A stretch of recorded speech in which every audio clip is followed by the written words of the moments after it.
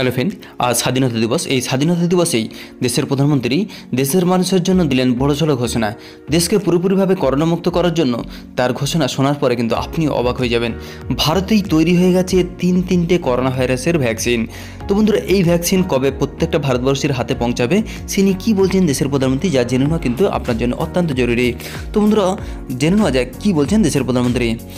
বন্ধুরা, ৭৪তম স্বাধীনতা দিবসের সকালে রেড ফোর্টে বক্তব্য রাখলেন দেশের প্রধানমন্ত্রী নরেন্দ্র মোদী।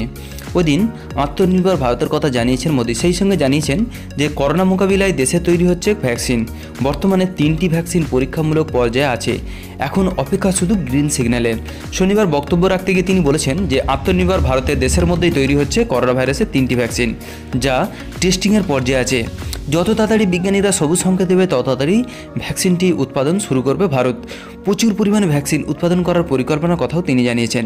সেই সঙ্গে তিনি আরও জানিয়েছেন যে কত দ্রুত ভারতের মানুষের কাছে এই ভ্যাকসিন পৌঁছে দেওয়া সম্ভব হবে, সেই পরিকল্পনা তিনি তৈরি করেছেন।